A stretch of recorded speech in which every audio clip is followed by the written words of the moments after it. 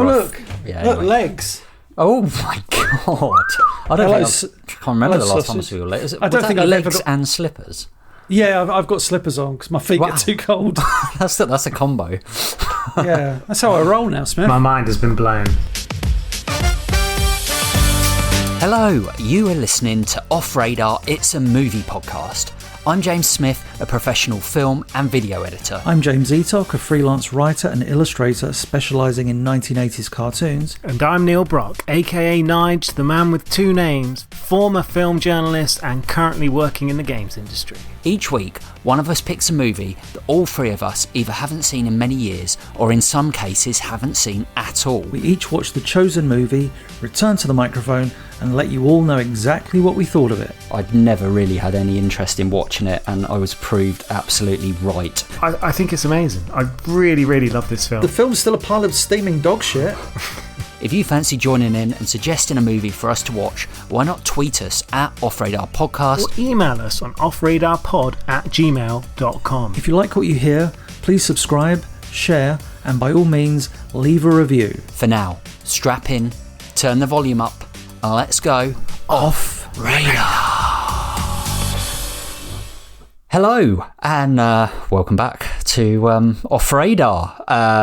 Here we go again. I'm James Smith, and I'm joined by the lovely face of Neil Brock. Hello! I was wondering if you were going to do like a John Hurt impression or something. Hello, I'm John Hurt. That's pretty good. Yeah, I thought I nailed pretty it. accurate. That was him. I can do a John Hurt. I could do a John. And James Eatock. My John Hurt is John Hurt. John Hurt. It sounds like he's smoked a lot of cigarettes. I'm John Hurt. I'll do it. Oh no, not again. That's my impression of John Hurt when the alien pops out of his belly from the film Spaceballs. Thank you. Okay. Spaceballs. There's a reference that I did not see Ludicrous coming. speed. Go. We've been jammed. The beats, the sweep. Oh, is this how this review's going to start? Us talking about Spaceballs? No, I didn't see you playing with your dolls again, sir. Yeah. Still and most yeah, of the and Prince, a certified prince. I mean, yeah, fine. And if you hadn't guessed, we're talking about Tinker Tailor Soldier Spy. Clearly. Come on. Which came out Mel in Brooks classic. 2011. Yeah, that very obvious spoof film. But yeah, so this film was actually recommended by a friend of the podcast, Martin Spice. Now, Martin recommended Fargo, which we did last year. Nice and choice. Very, very high ratings from us guys. Go and listen to that. But yeah, Martin's also recommended this. So yeah, had we seen this film before we did it for the podcast? I had seen the poster for it. Oh, there you go. Well, you basically watched it. Yeah. You've watched it, yeah. No, I hadn't seen it, but I just thought to myself, like the ad campaign, as in looks like a thinking man's film or thinking person's film. I think that's accurate. I think that's fairly accurate. But that's all I thought. So first watch then. I thought I'd catch it at some point. So yeah, first watch for James Eatock. Hello. Nige. James Eatock. Well, like James Eatock, I'd once seen it from afar as a DVD at a car boot sale, just sat on a table, so I practically watched it. So, oh man! So no, I hadn't seen it either. Although I'd seen a lot about it. I'd seen the car, certainly. I swear it's one of those ones that's perennially on like Film 4, and certainly on like the upcoming season of Film 4 of British films, and it's always kind of in there. But yeah, I just never got around to watching it. Fair enough. We started watching this film, but it was the wrong time to start watching this film. We'd had like a bottle of wine and a pizza, and it was like 10 o'clock on a Friday. Oh, this is not a and we started watching this film, and we were like, nah. So I hadn't really watched it before. I'd watched. How far into it? I can't. You know what? I couldn't remember it at all. So it was not far. But yeah, so I guess we could probably say this is a first time watch for all of us, which is going to be an interesting one. You don't have to probably say that's a fact, Smith. None of us. Yeah, it's a rarity as well. I can't remember unless it's like a brand new film.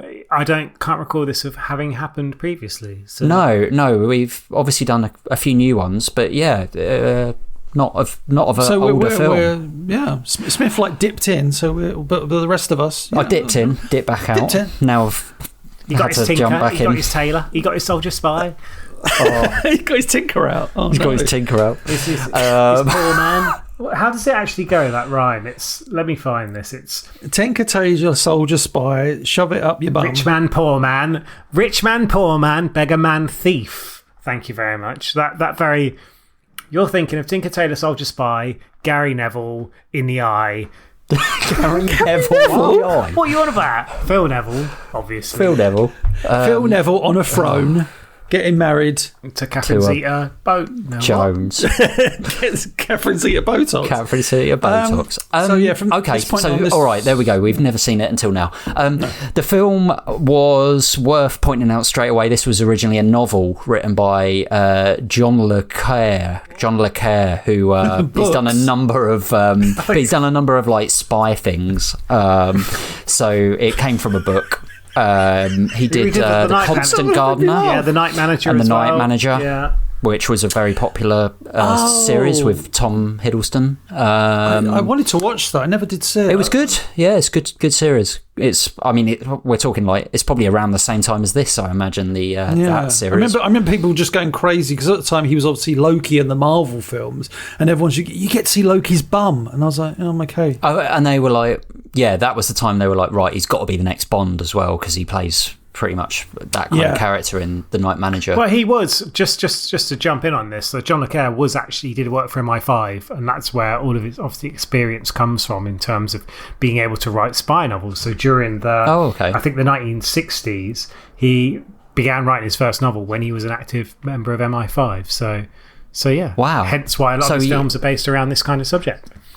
I worked for the Department for Culture. I could have easily written this film. And then he transferred to MI6. And apparently his career as an intelligence officer, I'm just reading this for the first time, came to an end as a result of a betrayal of a British agent's cover by the KGB by Kim Philby, an infamous British double agent, one of the Cambridge Five. And he was actually depicted and analysed as an upper-class traitor codenamed Gerald by the KGB. The Mole Hunted by George Smiley in Tinker Tailor Soldier Spy. So this is actually based on real life experience. So there you go. Oh, I mean, you can definitely see the influence, the undercurrent of reality throughout this film. It's God, I nearly bored myself.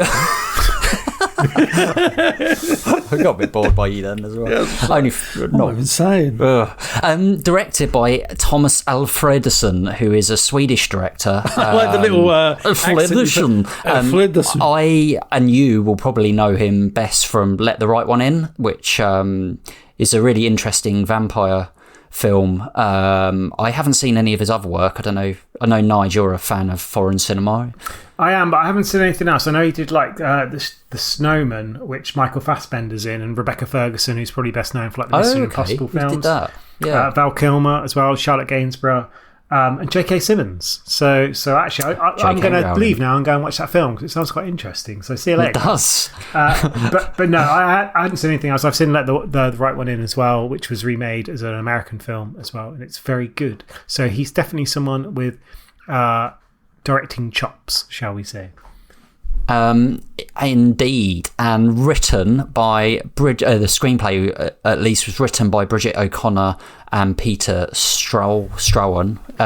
Obviously, John was probably involved massively as well. The film was actually dedicated to Bridget O'Connor because she died like just after it was released, which was a shame. But there is like a nice bit of very, very early trivia that at one point when they were there's like the circus conference. And when they rehearsed it, they felt like the character Bill Hayden, who was played by Colin Firth, should say something, but they couldn't figure out what he could say. And they actually said, well, why not just like call John le Carré and say, what would he say in this situation? They did, describe the situation. He thought for 15 seconds and said, grab a pen. They wrote down and they did it. And then Firth jokingly suggested, like, they should have got a velvet cushion for the piece of paper we've written this down on. So there you go, authentic. Could you imagine, like, Game of Thrones trying to do that with bloody what's his face, who takes 1 million years to write anything for it. George R. Martin. Exactly, yeah. They've been waiting, I think, the last 10 years for him to finish it. I think they'd have been sat on the phone and they'd have got the beep, beep, beep, beep when the credit ran out. So, anyway. And stars a very big British smorgasbord of British royalty. Royalty cast. I'll run through the main people. Gary Oldman, Colin Firth, Tom Hardy, Benedict Cumberbatch, Toby Jones, John Hurt, Mark Strong, Stephen Graham, and then amazingly, she's really good in it actually, Kathy Burke. Good old Kathy Burke. And Trigger pops up as well, we should say. Trigger, that was amazing. Just a little cameo from him. I was like, Trigger. Etok, I think we asked you to do a synopsis of this film. What's Tinker Tailor Soldier Spy about? So, in Budapest, a man hoping to meet a Hungarian general is shot in a public place. The man, Jim Pradier, is a member of the British intelligence and had been hoping to learn the name of a spy within his own service. Due to Pradier being shot, the man known as Control and his closest ally George Smiley are forced to retire by those above them in British intelligence. From the ashes, a new team emerges. Chief Sir Percy, his deputy Bill Hayden, with Roy Bland and Toby Esterhaus acting as his lieutenants. We soon learn that Soviet intelligence has been leaked to British intelligence as part of Operation Witchcraft. However, according to those somewhat distanced from their roles at British intelligence, top secret information has also been finding its way back to the Soviet Union via the previously mentioned spy. It is up to George Smiley to explore the lies and mistrust and learn the truth.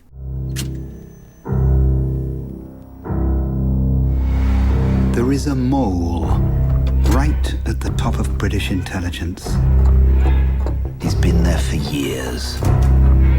For 25 years, we've been the only thing standing between Moscow and the Third World War. I'm retired. You're outside the family. You're well placed to look into this for us now. I'll do my utmost. I know that it is one of these men. All I want from you is one code name. Tinker. Tailor. Soldier. Spy. It's London, it's the 70s, and we've got this kind of almost like a grainy kind of effect on the camera. They do I would say an Ashes to Ashes? Life on Mars, Ashes to Ashes level of detail, realism, recreating.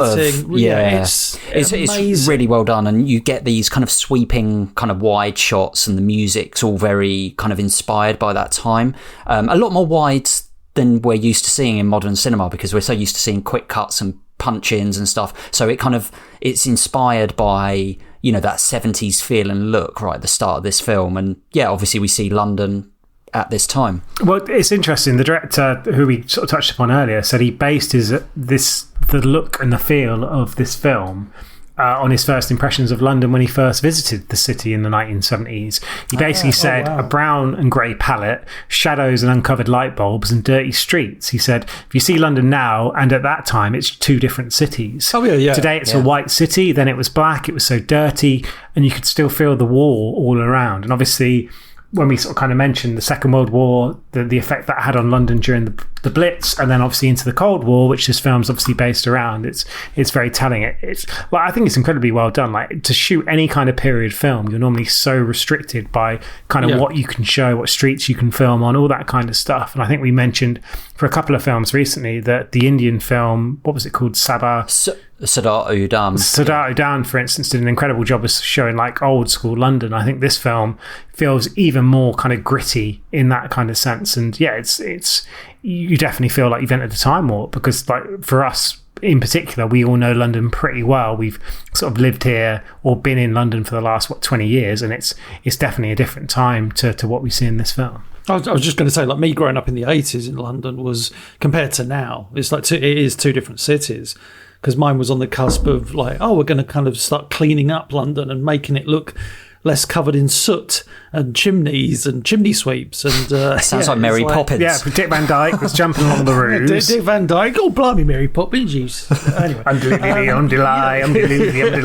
That's next week's one. That's next week's one. But yeah, like in terms of, I don't even call it set dressing, even though that's involved in it, but the ability to recreate, the year is 1973, is incredible. Like the exterior shots, especially where you've got streets and you've got old cars and just dress and just even they don't suddenly go, oh, we're going to have like something where it's out of place. It's just all very well done, and like you say, that drab palette works really well. So they set the mood, and as we just said, like that was done extraordinarily well in Life on Mars and Ashes to Ashes, the BBC shows, where they just recreated the 70s and 80s so beautifully. It definitely reminds myself of Life on Mars. Like one of the things Life on Mars and The Office really well is all the smoke, all the cigarette smoke and stuff like that, because obviously back then, like smoking cops was a bit of a cliche, but they it was obviously what happened. But they do that in this film as well, and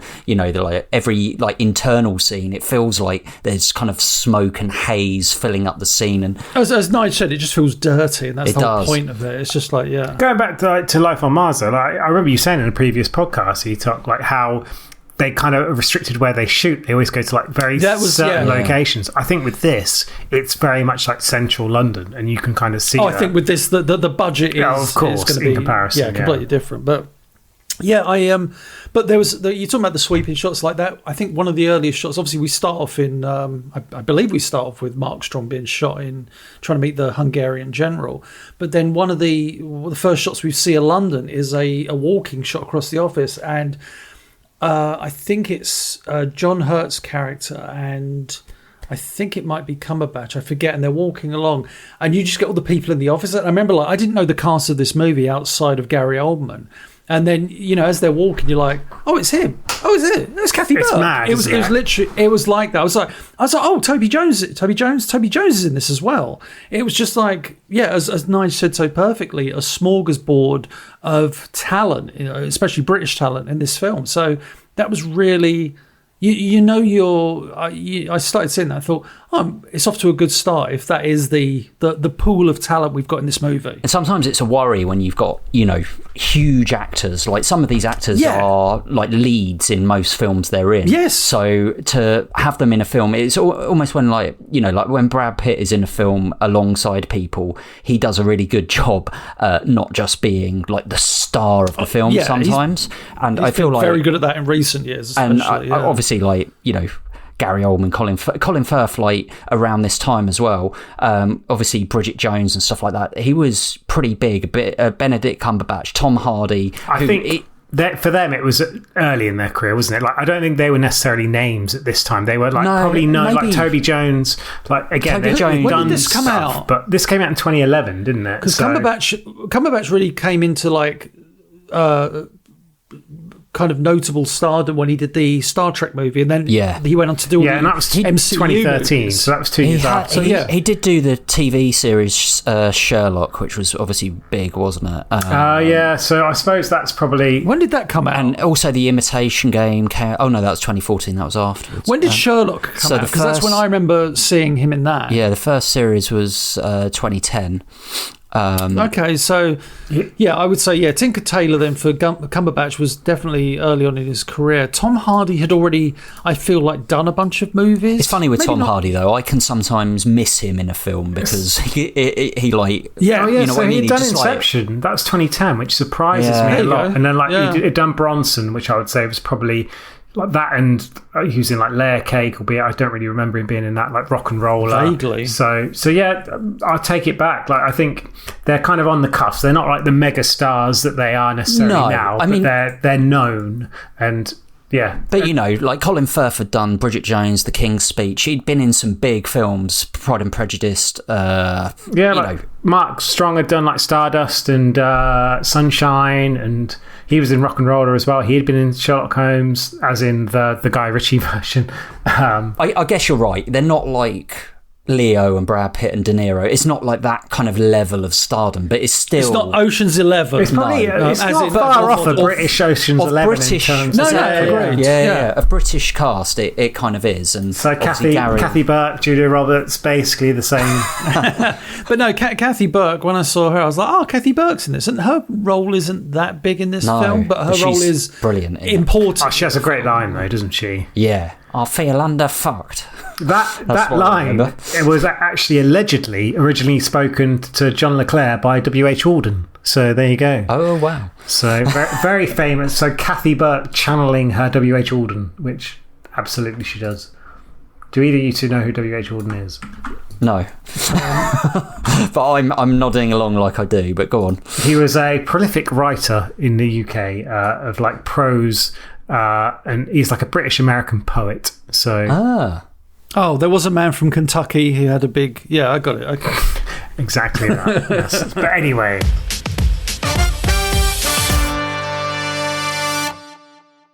Yeah, but, you know, each of these characters, despite being in this, like, kind of massive cast, they still all have very defined roles in this. Like, Gary Oldman's characters are obviously probably most at the centre of it, because he's kind of the one, isn't he, that's investigating who the mole is. But each of these you're kind of with, you're suspicious of. But he's clearly the lead. I think the rest are like supporting characters. But yeah, it's almost like, I mean, this film is quite complicated. It's not like a really straightforward film, but it's almost like a web of the characters and how they work together. You've kind of got like the MI5 like hub, the circus group, and then you've got the kind of those floating around the edges, the likes of like Cumberbatch and Mark Strong's character, who you think dies very early in the film, but spoiler alert, like sneaks back into it later on. And then similarly, as I kind of mentioned, like Tom Hardy is someone who's like... Tom Hardy and Kathy Burke are on the exteriors, kind of. Well, Kathy Burke's left at this point, hasn't she? Absolutely. Because she started asking a few questions about Soviet connections, and they were like, yeah, you need to leave now. And so she was kind of ousted from the British intelligence. Tom Hardy is kind of undercover as a spy, and as we learn in the film, he's you know, I really enjoyed that subplot because it has a very tragic end. Yeah, where I don't know if you the Russian get into agent. It, but yeah, Tom Hardy is like, he's supposed to be, you know, finding. You know, I think he's out there trying to find the spy as well. No, he's out there as an undercover agent, but then the spy reveals his whereabouts, so he has to go into hiding. But at the same time, he's fallen in love with a Russian agent. I know who you are. I have something to trade, something big. She told me a secret. The mother of all secrets. She had information concerning a double agent. You have to assume they're watching you. He's like almost been forgotten about because he's overseas and he's gone through all this trouble and people have been killed all around him, and it's them trying to get him back, and there's a real like tragedy to his character as well.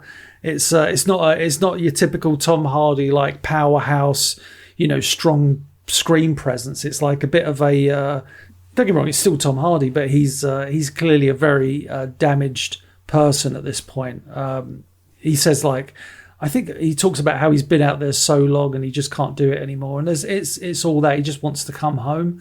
And then at this point in the film, he's just like, I just want her returned safely. Everyone has like a crucial role to play in this. And one thing we haven't discussed yet is the idea of Tinker Tailor Soldier Spy. Like, what is this in reference to? So essentially, when Gary Oldman's character gets brought back into the fold, because he gets approached kind of when he's left the service to come back and investigate, because they kind of know he's got no skin in the game in the sense of like he's very trusted, and he comes back into view basically what this investigation had been doing and realizes that each one of these characters who potentially could be in the mole has been assigned either as the Tinker, the Tailor, the Soldier, the Spy. So Colin Firth, Bill Hayden, for instance, is the Tailor. Kieran Hines, Roy Bland is the Soldier. We mentioned like Sir Percy is the Tinker, for instance. And there's like a chess set where their faces have been attached to these pieces. And as the film kind of evolves, I should say, there's this element of like, who are you trusting of? Who are you suspicious of? And he kind of gets his own little team, it's like the A-team, that come together to basically try and figure out what's going on. And we mentioned like Trigger being in this film. He's part of that squad. Eventually Cumberbatch is brought in. Tom Hardy, even though there's like distrust about him because he's been set up. And the way it kind of runs through is it's just all these situations where you're kind of pulling people in. There's a few flashbacks, there's a few elements of, like, as you mentioned, going abroad, and for the viewer, it's quite interesting trying to follow this, because it's not necessarily like a standard easy to follow linear film. It is your classic espionage, spies, figuring out who the characters are, what their motivations are, and it's quite an interesting character study. But like, by and large, the film is based around like Gary Oldman's character George Smiley, who's kind of like a well-known established character in John le Carré's novels. But also, like, in the film, he doesn't speak, I think, for like the first like almost 20 minutes of the film. And when he does come into it, he's kind of like the driving force behind what happens going forward, and it's just him kind of just trying to uncover the truth. I need you to do something. Going to have to send you up into the lion's den. If you're caught, what the hell are you doing up here? Can't mention me. When Mark Strong is reintroduced, and he's like I wouldn't say he's even undercover, he's just taken on a new identity, living in a caravan near a school, and he's like I guess, what is he, a PE teacher? No, what is he? He's just like a standard teacher, I think. Like, but he lives on the grounds, and he starts to develop this kind of weird friendship with that little boy, doesn't he? Yeah, it's like an outsider type thing. Yeah, but it's not any kind of fucking questionable relationship. No. It's just like that kid's an outsider, and Mark Strong's character himself is very much the outsider at this point. He's supposed to be dead. Absolutely. And so him and this kid... He starts to get worried that this kid is like almost kind of like getting too close to like him as a real person. And in the end, I think he tells him to leave him alone. He does that, I think, after Mark Strong's been tracked down by...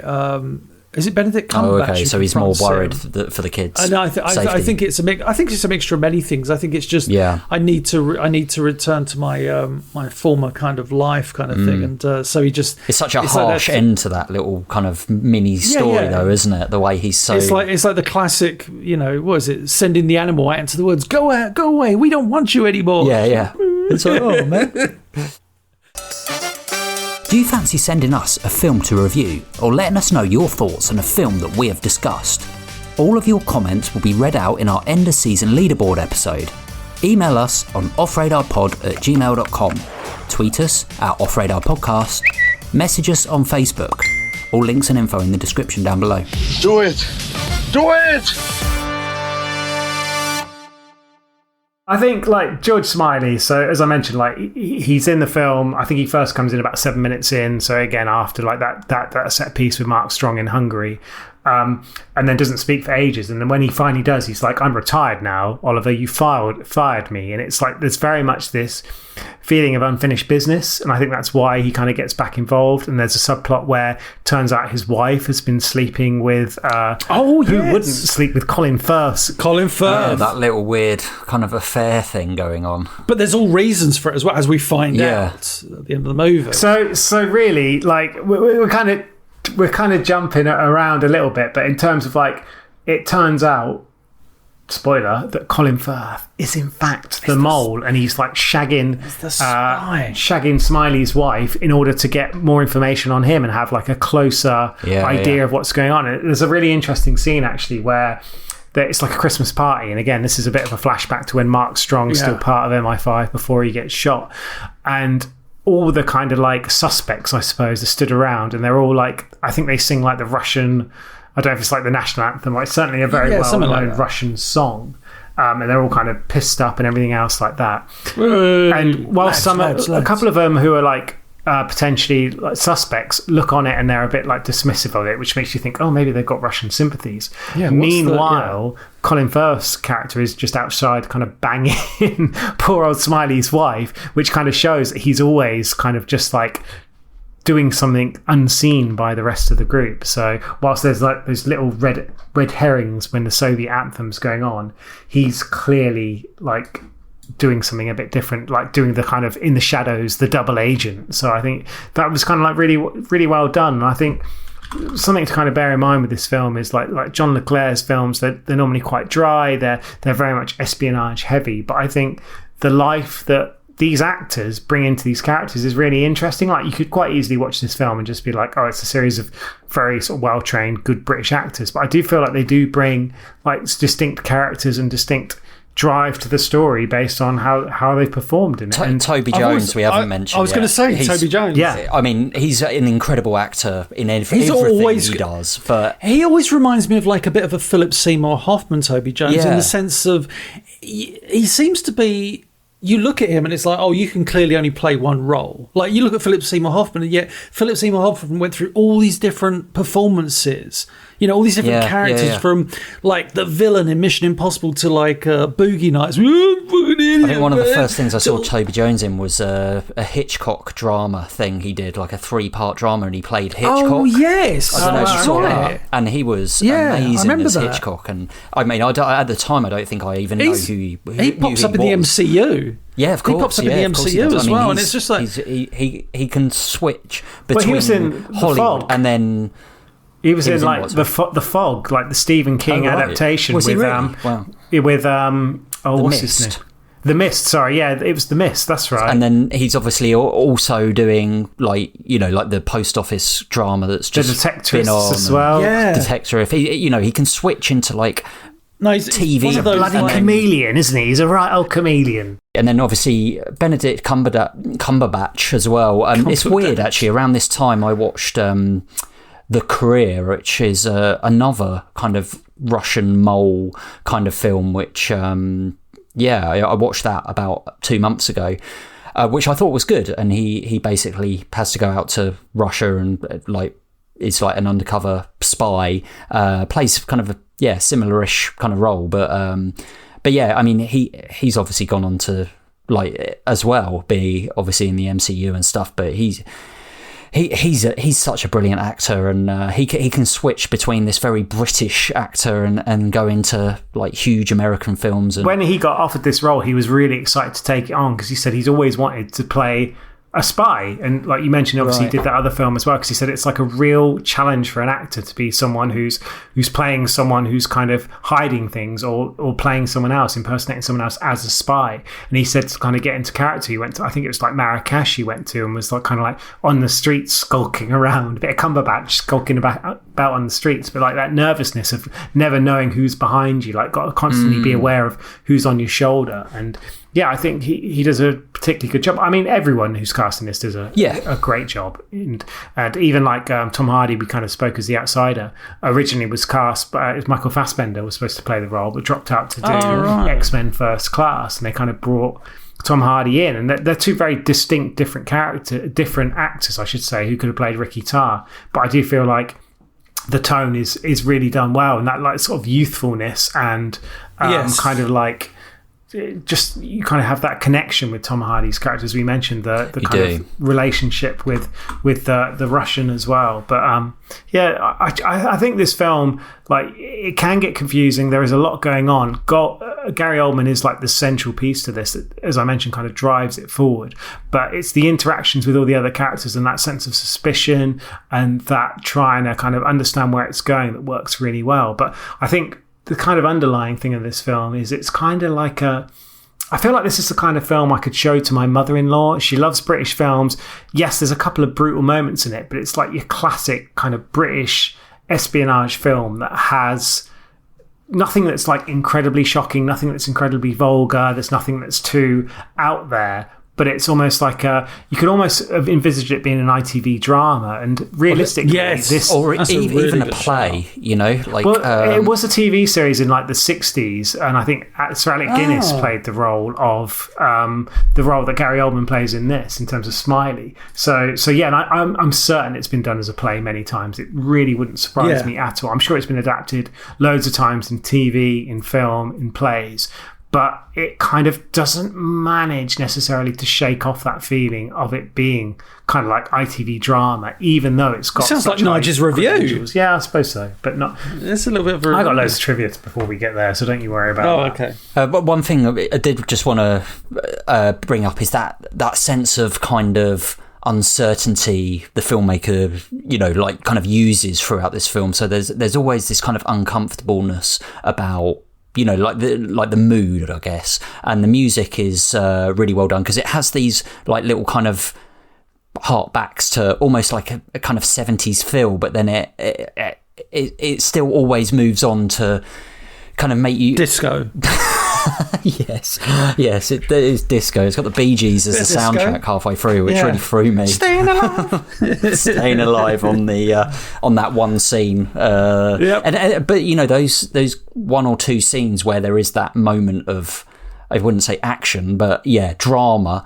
They kind of throw you a bit because you're right. It is so character kind of driven and dialogue heavy, I guess. You have to, I feel like you really have to focus on this film because there is so much dialogue, and often in film we don't use dialogue because it's easier to kind of show than tell, and I feel like, I don't know, with this film it does both. I guess it's an argument is which it does better, but I guess we'll get there in a minute. Well, it's a thinking person's film, definitely, and it's that kind of film where you do have to pay attention. It's not, as you said right at the start, it's not a film you can put on late on a Friday night and be like, have a few beers and enjoy a movie. Watch it with the lads. Yeah.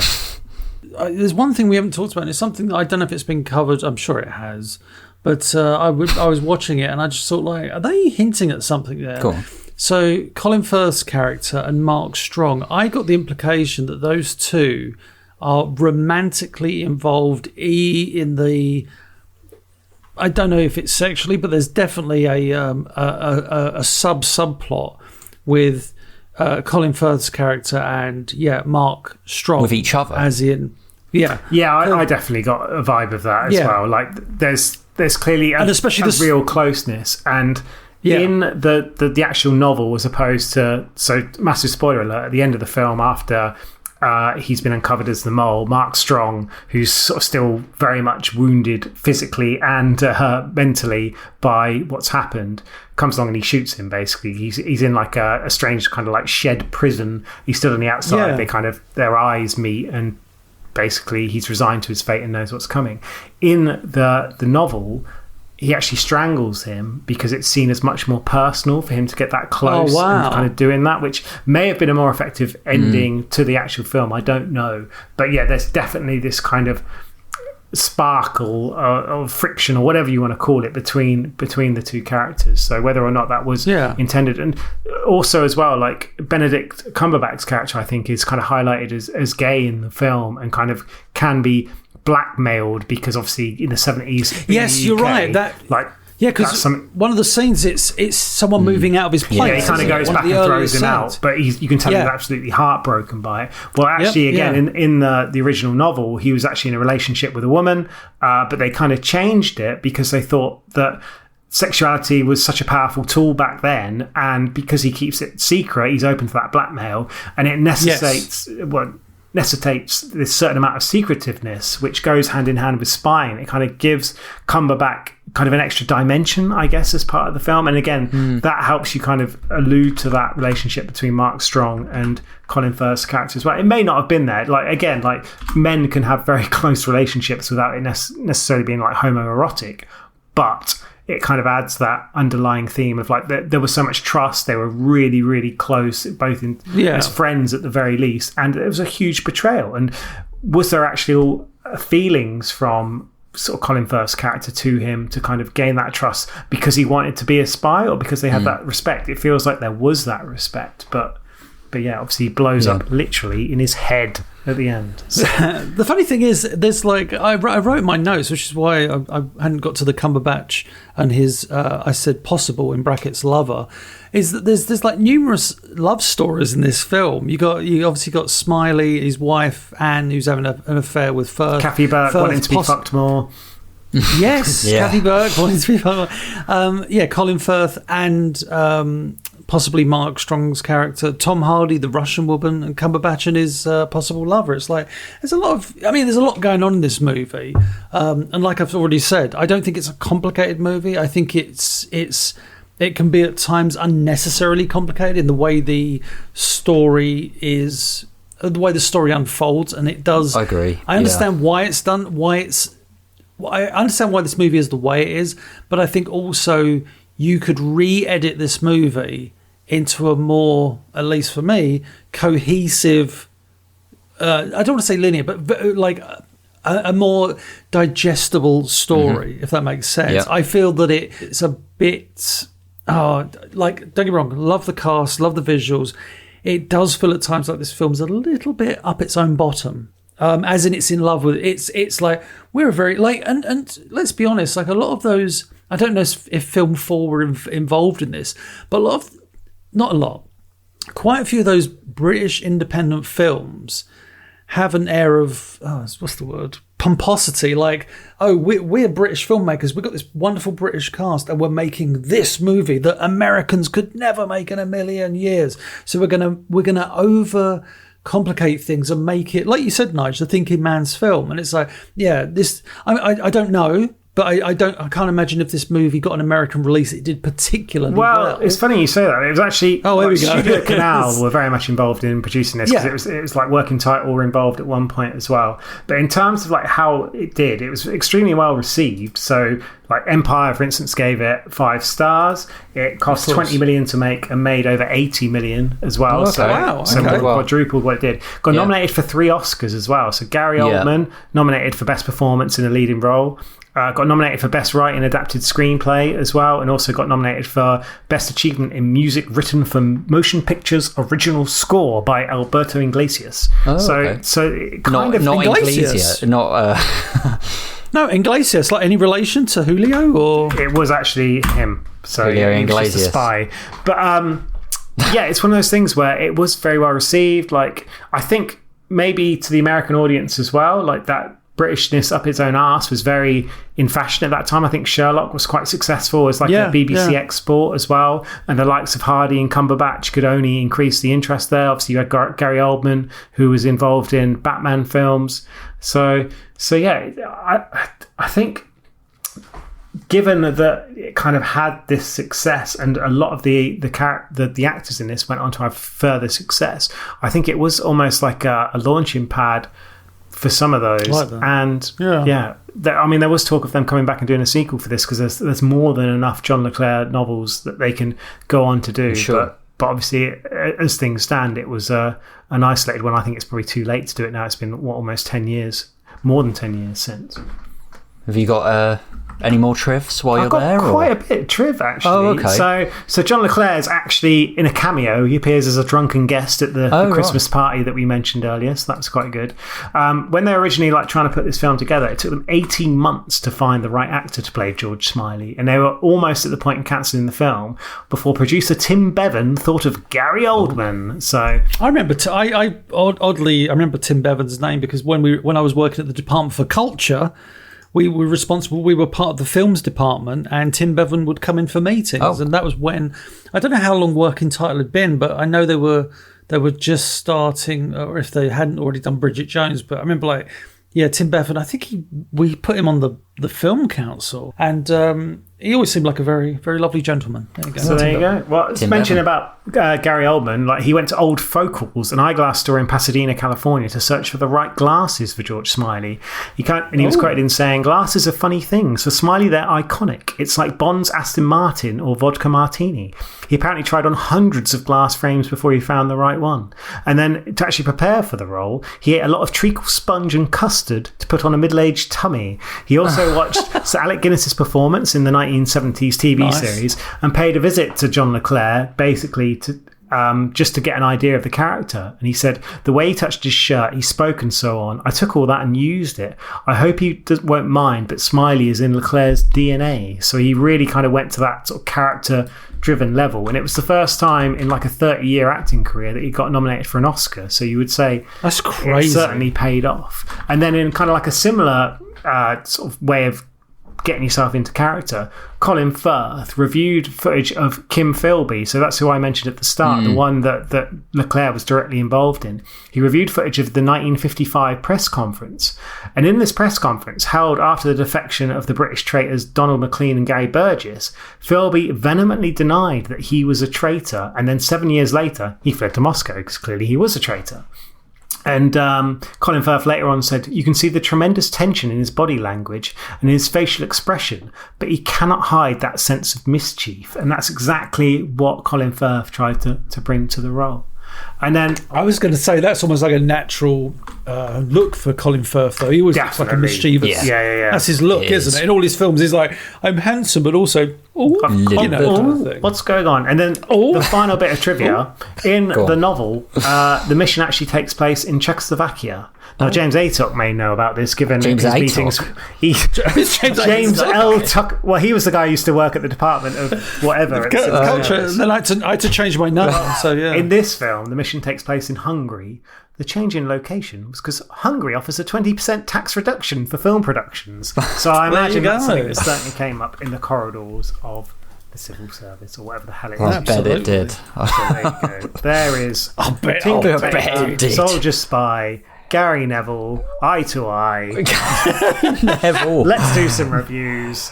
Philip Neville on a review time is starting off with Martin. So Martin recommended this film for us to watch. Thank you for writing in again and suggesting this. So Martin said, I first watched Tinker Tailor Soldier Spy as soon as it was available to buy. I don't know if he's rhyming on purpose there, but I'd seen I had a nice pie. I had enough pie. I'd seen the original 1979 series starring Alec McGuinness. McGuinness? Why did I put a muck in front of that? Alec McDonald. I'd seen the original 1979 series starring Alec Guinness, so I was looking forward to the film. I've always had a bit of a fascination with the Cold War, mainly the fact that it could go back as far as the best part of 50 years with no direct conflict between America and the USSR, so in effect, a very long, phony war. I was only 15 when it ended in 1991, so never really took much notice of it at the time. By coincidence, only a couple of weeks ago, my daughter said that part of her History A-level takes in the Cold War and asked me about it. I jumped at the chance to watch this film with her. That's the kind of homeschooling I like. I love the car. I personally would have said, you want to learn about the Cold War? Is Rocky 4. I would have definitely stopped Rocky 4 on. James Smith's showing his niece The Lion King, and it's Tinker Tailor. Slightly different. My niece is only 4 though. Get her down the Cold War, son. Never get too early. I love the cast of this film. I think the acting, as we spoke about, is extremely good. I especially like Mark Strong as Jim Perdue, Benedict Cumberbatch as Peter Gilliam, and Kathy Burke as Connie Sachs. It's such a strong cast. Even Roger Lloyd Pack, who I struggle not to see as Trigger. Yeah, I only ever see him as Trigger. What a great actor, though. I enjoy the music too, which I find very atmospheric. Probably my favourite part of the film is the realism, which I think you can trust with the author of the book, John le Carré, who worked for MI5. Don't get me wrong, I love a good James Bond film, but I think Tinker Tailor shows you the real spy world is less. The spy world is less beautiful women, Aston Martins, and Union Jack parachutes, and more cleaning ladies, umbrellas, and anoraks. Definitely one of my favourite films of all time. So Martin gives this film a big fat 10 out of 10. Well, there you go. Well, as I said, Empire gave it 5 out of 5. A lot of people. There are people who love this film. Absolutely, there are, and I've read a few reviews, just IMDb and Wikipedia, and a lot of people, and even like on YouTube, I watched a few clips before we did the review just to refresh myself. So many people are praising this film, but are we? I think you got to start. You did this, Smith. I can start if you want. I did just. I think we've covered how incredible the cast are in this film, and I think it's kind of undoubted. No one shines brighter than the other. They're all like matched beautifully in this, and like you can tell it's a book. You can easily see it being a play, and I think each of those actors and actresses does so well to perform really well. Stephen Graham pops up, and he's one of my favourite actors. He's a very small part, but he, again, really good in this film. I think I love the feel of this film. I think the look is brilliant. The music's good. But for me, there is a big but. I struggled with this film. I found myself drifting in and out of it. I couldn't concentrate on this film. I think Etop made a point that it was unnecessarily complicated at points, and I felt it was so over the top with complication that I lost like my interest. I didn't feel like you said like earlier it's a character study, but I didn't feel like I actually got to know many of the characters that much. I think there's like a 10-minute spell where Tom Hardy like captivated me, but it felt like it was almost a bit too late for me, and unfortunately, I feel like that lets it down. Like, you can't just have like a load of good actors and shove them on screen and then just hope for the best. And I think maybe that's a bit harsh, but there's something about this film that I just found boring. I found myself, unfortunately, like dipping in and out of this film. I felt like I was a bit bored. I don't want to watch this film again. I kind of get, I think, why people like it, but I just didn't. So for me, it's a 5 out of 10. Anyone gonna raise me? I'll go next, Nige, because I feel like Nige he might be kinder, but I'm 100% with Smith. Like, great cast, great setting, great visuals. There's so much to admire about this movie. It's just, like I said, unnecessarily complicated. And don't get me wrong, I love a good complicated plot, and sometimes I love those movies where you're like, I don't quite know where I'm going with this. But with this one, I just felt like, I wouldn't say, I understand what you're saying, Smith, about kind of drifting in and out. Obviously not of consciousness, but just of the movie. Well, maybe. I was gripped, but it wasn't like in a way of going like, I can't wait to see what happens. It's just like, can we just get to the, that kind of thing? It was frustration. It was like an element of frustration watching this movie. But yeah, great cast, great this, great that. But again, I've said before in previous reviews, this is, again, one of those where it's like, I can understand someone giving this a 10 and going like, I'm going to love this movie. But it just didn't connect with me. I found it at times quite a chore to watch. Even though you're like, ooh, who's the spy? And ooh, where's he going? Oh, there's a look. And again, the cast, which I keep going back to every fucking 5 seconds. But it is an incredible cast. But I just got bored with this movie at times. Like you say, that bit with Tom Hardy is when he turns out and he gives his whole thing, and you get that kind of backstory. It's like, oh, here we go. This is engaging and enthralling, and maybe it's because that bit is more like a James Bond film of like, I was here, and then my kind of, this guy was, his throat was slashed, then I ran in here and I jumped over it, and but most of it I was just like, I didn't really enjoy it. I can understand why people rate this so highly, but I will not. I'm with Smith. I give this like a 5. A begrudging 5. Fair enough. Nige. Hello. Nige, take us home with the 10. On, give us what we want. I'm not a 10, but I'm certainly, I think I'm spoiler. Looked at it a little bit different to you guys. Like, I think this is the perfect sort of film to sit. If you've got a nice Chesterfield chair and a glass of like scotch or brandy or port or something like that, I think it's I do think this film suits a specific type of audience. I think it's very interesting. I think it's a sort of film that I imagine with a second watch you'd get something out of as well. Maybe because you kind of got that, you've got more of an idea of what's going on, like knowing who the mole is and kind of seeing how they interact would be really interesting, I think. So I'd be quite keen to maybe go back and watch this at some point. Maybe not with me, you won't. Soon. No, I know. That's fine. Me and Felicity will watch it. Fine. She definitely won't want to watch it. No, I can imagine. But yeah, like we've touched on the cast being fantastic, the way it's shot, the way it's edited. Like, maybe the running time's a tiny bit stretched out, but I think for this type of film, it kind of suits everything about it. Like, I do have a little bit of concern that it does go a little bit like, as I mentioned, like ITV drama, but it's obviously, if it is an ITV drama, it's like the highest quality one you could possibly get. So yeah, like it's a difficult one. I'm almost tempted to give this one a half mark because it kind of sits in between. But I'm not going to. I'm actually going to lean a little bit high. I'm going to give it an 8 out of 10. Oh, wow. So I do think this is a really solid, interesting film that would, like, for certain audiences, that, as you mentioned, they are going to love it. They're going to say this is a 10 out of 10 film. Anyone that's interested in the Cold War and, like, real true-to-life kind of spies with that kind of background, that just wants to see an acting tour de force, to see Gary Oldman at, like, near his best, I think it is really enjoyable for that. And again, it's a sort of film that some people love, some people will, as you two have proven, not necessarily get on with. But yeah, as always, we're really interested to hear what you listeners think of this as well. So do you agree with me, or are you more in the James evil, naughty Cold War Soviet spy situation there?